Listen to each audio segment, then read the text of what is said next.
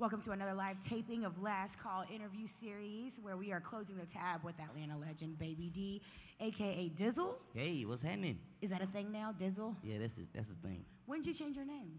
Well, I always change my name. I started with Baby D, then I changed it to Lil Chopper Toy.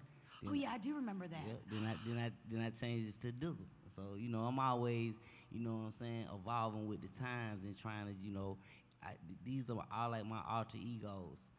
You feel what I'm saying? So every time I'm doing music, I turn into Baby D. Then I might turn into Lil Chopper Toy. Then, and sometimes I just feel like Dizzle, you know what I mean? It's like the evolution of. Exactly. Okay, so I'm gonna start from way back when, at least when I discovered you and became a fan. Off the Chain was your debut album in 2000. Exactly. How old were you when you dropped that? I think I was around about 19. Oh my God. 18, 19. So, and then you were signed to Camp at that point. How long had you been with them before you even dropped that tape? Well, to give you the history on the Camp, like when I first started doing music, I started off. A lot of people, if you from Atlanta, you would know about Twin Productions. Twin? Yeah, Twin Productions, and we had the City Boys. Okay. Lil Mark and J-Man. Okay. And then we also had Player Puncho was over there. Okay. Shouted Red was over there. Wow. You know what I'm saying? DJ Smooth was over there. And that's where you started. And that's where I originally started, on Twin Productions. Okay, so I was doing a talent show, and I stayed on Headland and Delow over there with Outkast. I would be talking about. So it was a flea market right across the street called Greenbrier Flea Market. I went over there to Greenbrier Flea Market. My boy Voodoo was in there, and I told him, I said, look, I'm trying to do a mixtape, man. I need something, done, for this talent show I was doing at the time. You were throwing the talent show, or you were No, I was just performing. Okay. Yeah, I was performing at the talent show, Magnet High School. That's the school I went to. So Magnet High School, I was doing the talent show over there. So I went to holler at DJ Voodoo, and at this time, I never heard of a DJ Jelly or MC Assault. Right. You know what I'm saying? But DJ Voodoo, he was actually working at that store, at that particular location. So what he did, he said, look, let me hook you up with my man DJ Jelly. He can make you a show CD for your show. Oh my God. Okay, so I got up with DJ Jelly when we doing the show CD. He's like, look, man, I know this dude named Big Oak, man. He trying to start a label. Wow. We looking for artists and stuff. At that time, he had Major Bank. Okay. At that time, so then he was like, man, I'm trying to, we looking for some artists. So at that time, I'm just out here just doing my thing. So I was like, okay. I met Big Oak. I seen he was 100, and then I guess I can say the rest is history. Yeah. So that's how my whole career, eventually evolved and started from a talent show, me going to the flea market, just on a hunch, and making it, and history is just created from then. I mean, it kind of goes into the whole story of like how I even, like Camp being established in like 96 or so. That's when Freaknik was happening. Exactly. That's when the Olympics was here and people were flooding the town. And from what I'm understanding is that y'all would flood some of these malls and some of these strips and kind of do the selling them out the trunk, exactly. Flyers, hand-to-hand sales. Exactly. What happened was with Big On Records at that time, like we were the number one, like the black-owned stores, yes. like for independence. Like when I might be going over a few people's head, but when they had Turtles and stuff like that, you had to go and you had to set up displays to sell your music. And you had to go in there and certain major chains. They wouldn't just sell anybody music. Well, you had to have the barcode, and I heard that's why y'all. No, it was more of what's going on right now. It was more controlled by the industry. Oh, you feel what like I'm the saying? politics But behind exactly. So if you weren't in a certain machine, you couldn't get in the major stores. So we opened that lane up for people to do independent music, and we had like 12 stores. It was 12 in Atlanta. It was 12 in Atlanta. It was 12 flea market store, but we had 8 actual stores where you can go to the big old record store and you could put your stuff in there. And we was doing this thing called consignment at the time, where you would put your music in there, and then so it was like we was helping the community, and we was just opening up a lane for independence. So, would you call artists nowadays a little lazy? I mean, that hand-to-hand sales and that footwork from, taking over the clubs, because even then it's Death Row Records, Bad Boy was dominating the radio, Atlanta radio wasn't on the radio, Atlanta music wasn't on the radio. Exactly. So y'all was just hitting them over the head in the clubs. Exactly. But that takes a lot of footwork, you know? Exactly. But artists nowadays, do they really have to do that, or is it just about Instagram and streams and? Well, one thing I learned about music, that it always evolve every 5 years. So every 5 years, you're gonna see something change. It's gonna either be the sound or it's the way that you market your music. I come from the era to where that when you used to have posters, and you have to go around and put the posters on all the telephone poles. And then they'll come look for you like you putting too many damn posters up. They go. But now with the push of a button, you can reach millions and billions of people. So at the end of the day, I can't say that the next artist is lazy. The only thing I can say is that they evolve to what's going on now. And so instead, and it's not just easy. Don't think you can just, you can just put a song out and then now you blowing up, because the internet is full of millions and billions and trillions of people. Yeah. So you have to put that work in still to get noticed in all of those millions and billions of people that's on the internet. Yeah. So I feel like that only thing that the new artists that they doing, all they doing is they just working their move. They just working their move. They utilizing their tools that they are given, and they just they just expanding and just making money off of it. Do you think Camp TV or Camp Live was another one of those tools? Because y'all had that 2 a.m. slot, from what I remember. Exactly. When I was allowed to stay up and stay up time, late exactly. and see it. But that went on for 10 years. Exactly. And then you see the stuff that you saying, like the Camp Live and the American rap makers and stuff like that. It's like people don't sit at home and actually have 4 or 5 stations that they can watch. Right. You feel what I'm saying? Yeah. Now you got millions of stations. You can stream anything. Anytime, at that time, it was only certain stations you can watch. And what we did was we provided an outlet for the stuff that the other stations wouldn't play. You feel what I'm saying? So, Count Live, along with On-Air Star, along with, just everything, I feel like it's like a snowball effect. Everything that we done and that we continue to do, it was just a stepping stone to get us to a higher, to where we at right now. Because the stuff that you talking about, it's like people wasn't even studying Atlanta. They was like, we ain't country, we don't fuck with them. It was like that at that time. Right. So you feel me? You coming out the ground up. Now it's easy. Somebody say Atlanta, they like, oh man, whatever Atlanta play, I'm down. Let's get it. You feel what I'm saying? But at this time, they was like, oh, y'all country, y'all did, not knowing that New York has got more country land than Georgia. Yeah. You feel what I'm saying? But at that time, we used to go through that and stuff like that. But like I said, it's like a puzzle.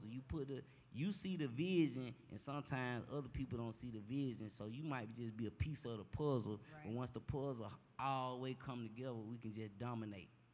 Yeah, I mean that developing that Atlanta sound, to taking it to a worldwide level. I mean, do you think it kind of did start with that crunk era? It started off with Raheem, Kilo. But that's like Miami bass kind of. No. But see, what happened was Sam and you, I think, kind of. What happened was, see, we grew up on Luke.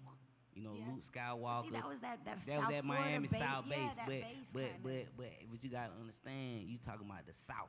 Yeah. You feel what I'm saying? Yeah. So it all was coming from the South. So what we did was we just made our rendition of booty shake music. Yeah. Because still now to this day, Florida, they still got their own sauce and their own swag. No, and we got our own sauce and our own swag, just like Texas. Right. You feel what I'm saying? Just like Tennessee. Mm-hmm. But we all the South. And see, that's why we dominate the music, because we got so many pieces down here in the South, and we got so many different sounds to where it just don't sound like just all up north or all West Coast. Right. You know what I'm saying? Which Not is what it was before. Exactly. You know, before not taking nothing from up north or the West Coast. You feel what I'm saying? But it was just like the South. Like with the South, you got different pieces and different sounds coming from the South. So you never know which way you gonna hit. You might get hit with some booty shake. You might get hit with some Memphis. You might get hit with some Texas. You might get hit with some Alabama shit. You just never know where it's gonna come from. Yeah. You know what I'm saying? You know you gonna get hit with some ATL shit. So it's like now you got about 10, 15, 20 different sounds coming to you at one time. So you know that's how another way the South dominated. Yeah. I mean, but even now, like even in the last 2 weeks, I've seen like Freaknik trending so much between music videos and parties and this theme, and they're playing homage. I mean, do you think it's exploitive? Like, what do you think that is all significant? Like, what does that signify? I think people miss the old Atlanta, and it's like, you know how like when you had that girlfriend who you really love, and then she just done got out your way. You like, I miss that old thing back, but you know you can just never really get that same feel that you had, and I think that's what it is. I think people just love the old Atlanta. They miss the old Atlanta. They miss the Freaknik. They miss the time, you know, in Buckhead. You know, that was the original after hours spot. Yeah. You know, like Makos people like and it's like man, we used to stay out 6, 7, which we do now. You know, man, it's more I would say it's more orchestrated now. Yeah. When you stay out. But back then it was just more natural. It was like people just staying out just to have fun, and they just was like, it was like you club hopping, you know, and stuff like that. So I think people miss that old, you know, that old vibe. So they always trying to recreate it, you know, and I think that's really what's going on. What do you miss most about old Atlanta? 3 things that you miss the most. 3 things I miss about old Atlanta is, let me see. My first thing would be I miss the old stadium. The old Braves Stadium, because it was closer. Damn. Man, it was so far. No, you got to go. Parade is mad. I saw the map for the parade. I was like, exactly. We're driving. I miss the old Battle of the Bands. Oh, wow. Like when they used to have the Battle of the Bands in the Dome. Yeah. You know, when that was the thing, like you know, you going to the colleges. I miss that. And the other thing that I miss, you know, about the old Atlanta is that I miss the party side. Yeah, the house parties. Just partying, period. Because it's like now you go to a club, you see a lot of people, you know, they twerking, they having a good time. But you know, I'm from the bounce era, where everybody sweating, they gonna sweat it, they howl, they turn the fuck up. I'm talking about, we you know, I miss that, you know, because now it's like when you go to the clubs, it's more like a fashion show. Right. You know what I mean? It's more like everybody chilling. We gonna see who can pop the more bottles. It's cool. I'm down with that too. You know what I'm saying? But I do miss, you know, before it was sparkles on the bottles. Before it was all that. It was just like, you know, let's just turn up. You know what I'm saying? We turned up. We represented where we was from, and everybody, you know, they didn't care about their shoes getting stepped on, or stuff like that. I remember with the East Side versus West Side. You know, it's like it wasn't really about gang act. It was just people representing their neighborhood. It was more about you know, neighborhood. and that was different for me because I had just moved here in 2000. Okay. So going to these parties, I'm like, what is this a gang thing? Like, what is going on here? But even having that Atlanta pride, that kind of was something different that led to that Atlanta pride. ATL, how is so prevalent now. Was that intentional when you created that? Well, me personally, you know, I'm from Atlanta. I'm born and raised. You can check my birth certificate. It does say graded on it. It does say Fulton County. Folks be talking about they from Atlanta, but it's really Fulton County. You feel what I'm saying? So at the end of the day, you know, I'm Atlanta born, bred, and raised. Like that's all I know. You know, I done traveled around the world, and I done been to a lot of different places, but ain't no place like home. You feel what I'm saying? So the inspiration for, you know, ATL Ho and the East Side, West Side, and do it, and you know, stuff like that. It just came from, you know, me just seeing, you know, what my city loved. Right. And like you were saying, at that time, it was like it wasn't no division. It was like we Atlanta. Yeah. We standing up for the city. Like everybody from Atlanta, Goody Mob, Outkast, we all from the city. Right. You know, Dungeon Family, you know, we got T.I. represent, we got all these folk represent, we from Atlanta. So at that time, I was like, we need to make a song for Atlanta. Yeah. And Pastor Troy and Archie, Yes. you know what I'm saying, came in. They was representing the city too. They felt the same that way that we felt, you know, that I felt, and you know, how the count felt. Yeah. And so that's how the ATL song came about. But it was never nothing planned. Like I know you hear stories from like, you know, major artists and stuff, and they tell you they're like, my first hit, it was made in like 5-10 minutes. Yeah. That's real. Yeah. Cause you never know. Yeah. You never know. You just go in and you just do it, and Yeah. then you forget about it, and then next thing you know, that be the hit after you done spent 20 hours on this one song. So that's that. Oh, you it's know, special. yeah.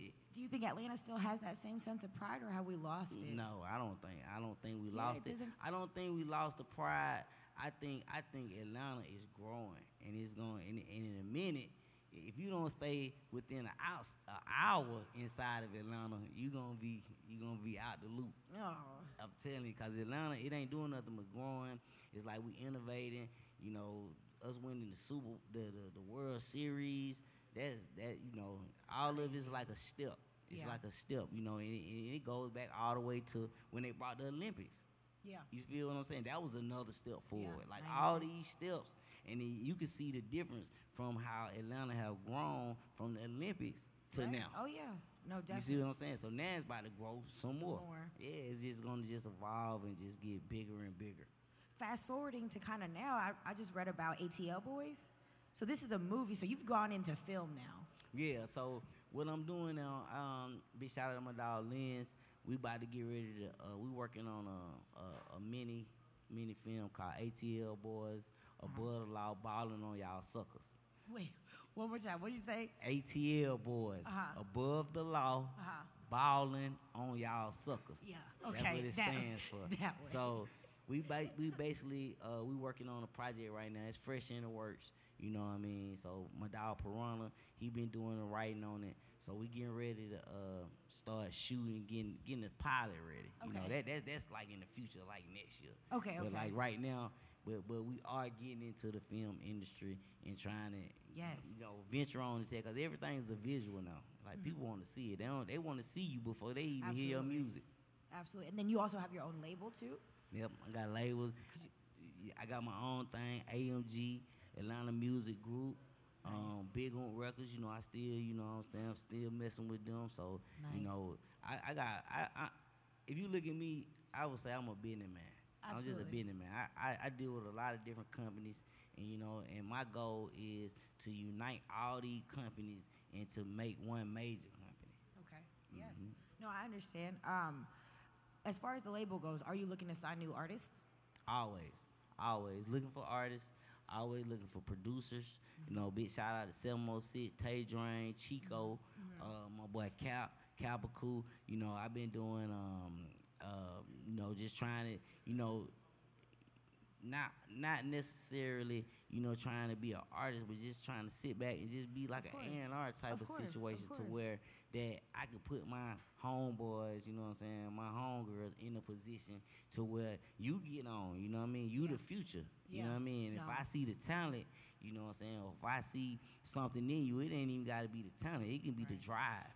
And, you know, with the drive, you got more drive than talent, you will win. Yeah. You feel what I'm saying? So if I see that in you, then, you know what I mean, I don't have a problem with connecting you to the right situation. Going So- back to that, if you have more drive than talent, you're gonna win. I definitely I can resonate with that. Exactly. What are some other things you look for in an artist? Like especially this younger generation coming up, and with the internet and some of the things that they've had to kind of pivot and relearn. It isn't the same as how it was, but going back to you, like they're not necessarily lazy. But what are some things that you feel like you need to see in an artist, no matter what generation they're coming up in? Well, like I just said, like I would rather you have more drive than talent, because like like I was just like we spoke about earlier. It's so many people that's on the internet. It's so many people dropping videos. It's so many people dropping songs to where you gotta somehow try to stand out. Yeah. Outside of all that. So what's gonna make you stand out is your drive. Yeah. How much more drive do you have than the next basketball player? How much more hustle do you have than the next football player? That's what gets you. That's what makes you start on the field than to be second string. So it's not about your talent, cause we all talented. It's about who pushed the hardest, who gonna push a little harder than that next quarterback, who gonna push harder than that next wide receiver, And I always compare it to football because it's more simple, for people to relate to, because you can only have one quarterback and you can only have a couple of wide receivers. Right. And everybody got to play their position. If you can show me a quarterback that can throw the ball and run and catch it at the same time, then you done showed me some shit. But it take a team to get to the Super Bowl. Absolutely. You feel what I'm saying? So everybody, if they be a star in their position, then we all can win. Even the people who sitting on the bench who never play. Yeah, but they showing up to practice. They showed up for practice. They play their position. They gonna get a ring and a bonus and go to Disney World too. You feel me? What new artists are you fucking with right now that's out from Atlanta? Like Tay Drain, like my boy Tay Drain. Okay. I mess with him. I mess with my dog Chico Foy. Chico Foy. My boy Capicool, he a Latin artist, so he raps in Spanish and English. 706, he a producer. Okay. So right now, this is my top. They're my top four. They're my top four that I really deal with. I took up under my wing. You know what I'm saying? They took me up under their wing. You know what I'm saying? Showed me the new what's going on, and we all linking together. You know what I mean? Big Corey. He working on his thing. He going crazy. So it's like 2020 gonna be a big year. Yeah. Yeah. I'm excited. I am gonna open up for questions. If that's okay from people outside? Hey, it's no problem. But I guess my last question would be, what do you love most about New Atlanta? Something that's recently happened or that Atlanta's changing into. The one thing I love about New Atlanta is that people are having a good time. Yeah. They're having a good time. Yeah. And at one time it wasn't the light once, like I keep saying, the light once shined on us how it is now. Right. You feel what I'm saying? So I'm just happy that everybody that know they can come to the ATL, they're gonna have a good time. Right. There's a bunch of stars down here. This is the new Black Hollywood. So everybody here. You know what I mean? So if you want to have a good time, you come to the ATL. You can come to goddamn crew bar, man. We're going to turn it bitch up and have a good ass time. ATL ho, if you see ATL ho on the goddamn window, you know what's cracking. You all better come in this bitch. For sure. People stand in front of it all day long, take pictures. So. Did you think when you dropped that song, ATL ho, back in 2002, that chant was going to be like the motto for the city, even like 2021 and beyond? Hey, so many people use that. Hey, that's crazy, but actually no, because like I said, like at that time we was just trying to just represent for the city, you know what I mean? So the ATL hoe was just like a chant because like I love my city, I done been all around this thing, man. They should just change my name from Baby D to 285. I swear to God. Cause hey, look, I done stayed from the east to the west to the north to the south side all through this thing, man. So it's like when we made ATL ho, it was like that was just something that that I felt like I had to just get out my heart for the city, cause that's my city, and I really love Atlanta. Real talk, for sure, brother. All right, so one, I want to give you a couple flowers. One, like when the city was moving from like crunk to like swagged out, little or you drop that. Exactly. Hey. About that money, like about that's money. Exactly. One of the hardest songs ever, bro. Like I feel like that song don't get enough love. Like it don't get played in the clubs enough. But that song is like so fucking dope. And then two, you pivoted again when the shit was on the Snap shit. You did do it. Like, do it. Like you been like you ain't one of those OGs that been like afraid to go into like another dimension, another lane. Like you been keeping up with the times. Even that new shit lit. Like I fuck with that shit too. Like Hey, I appreciate it, but and that's what I was going. That's what, that's one thing that that we did talk about is music. One thing about music is always start off with a snare drum and a bass kick. You feel what I'm saying? So it's all about what you put on top of it. It what makes it a whole picture. When you a painter and you start out with a canvas, it's a white canvas. You got the picture in your head, but as an artist, you have to show me what you see. You feel what I'm saying? So like that's how like all those songs come about, because I don't want to be just contained to one picture. I got plenty of pictures to paint.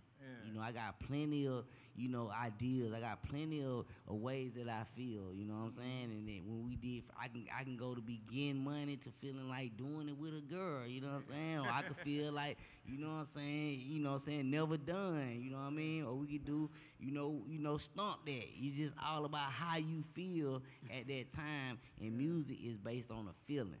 You feel what I'm saying? When you hear certain songs, you feel a certain type of way. And I I'm in touch with my feelings, so I'm willing to go left, right, up, down.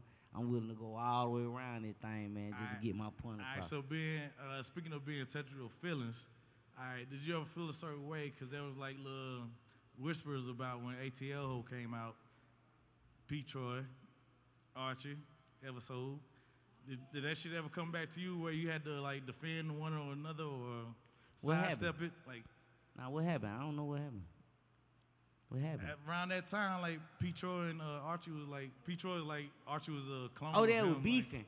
Oh yeah, oh yeah, that's how I got. Oh damn, yeah, that's how I put the song together. What you talking about? Yes, sir. Hey, so at that time, you right. You gonna throw it. Your Archie and Pastor Troy were beefing at that time. So I got Troy on the song first. Then I went and got Archie on the song. You see what I'm saying? They never did it together, and it turned out to be a hit. And then after that, you know what I'm saying? I guess they worked their differences out, and then we got them made the song legendary. But yeah, no, they never did it I'm saying, together. like, when you go on Beehive and they ask you about that, did you have to sidestep a question about Pastor Troy and Archie, or you just played it cool? Like, nah, he never asked me about it. Cause if he would have asked me about it, I would have told him the same thing I just told you. I got Pastor Troy first. You know what I'm saying? Got him on there, cause it's the same way the music industry work now. You know what I mean? If you just say 3 major hitters, they doing the song, and you got one person in L.A., one person in Miami, we just gonna send you the song, you do your verse, and then we gonna send the song to such and such, they do their verse, or everybody we send them the instrumental, they do their verse, and we put it together. You know what I'm saying? So that's basically how it worked. You know what I'm saying? But they never was in the studio at the same time recording the song, because like you said, at that time, they were going hard. Yeah. They were going hard at each other, man. I ain't gonna lie, we did a show together one time. Them folks got to fighting on stage. I'm like, goddamn, Troy, don't do it, man. Goddamn, man, come on. Troy, like, fuck that nigga. Archie like, fuck him, we go. I'm like, man, come on, man. Come on, let's do the song, man. Let's just do the goddamn ATL, ho. Hey, what you said, bro? But one thing about it, man, I love them boys, man, because they passionate about their music, man, and they stand by what they believe in, you know what I'm saying? So that's why I always fuck with them. Real talk. All right. Baby D is my personal partner. Yes, you know sir. What I'm saying? So they go back. He actually snatched me up out the club. On a good note, yeah, I helped him, man. Hey, this is my dog, man. Yeah, hey, he'll do the same thing for me. Believe it, bro. No, for real. So I'm DJ Samis if you don't know me. But all right, so just a question. Let's see how we can do this. What do you miss most about the AMG era when I was around? Like, you know what I'm saying? I'm gonna tell you some real shit, bro. You know what I'm saying? Big shout out to my dog T Money. Yeah. You know what I'm saying? Yeah. Big shout out to my dog Moose. Yeah. You know what I'm saying? The Hill. You know what I'm saying? So, you know what I mean? The only thing I miss about the AMG era, personally, man, is the brotherhood. You feel what I'm saying? Because at that time, you know what I'm saying, with Buddha Bless. Yeah. You feel what I'm saying? For sure, Cool for sure. America. You know what I'm saying? all these folks, man, you know what I'm saying? We all, you know what I'm saying, came up together in one spot, you know what I'm saying? At that time, we was all at the bottom of the totem pole, you feel what I'm saying? And not taking nothing away from, you know what I'm saying, QCP and Cocaine, you know what I'm saying? But we was on the path to being the QC.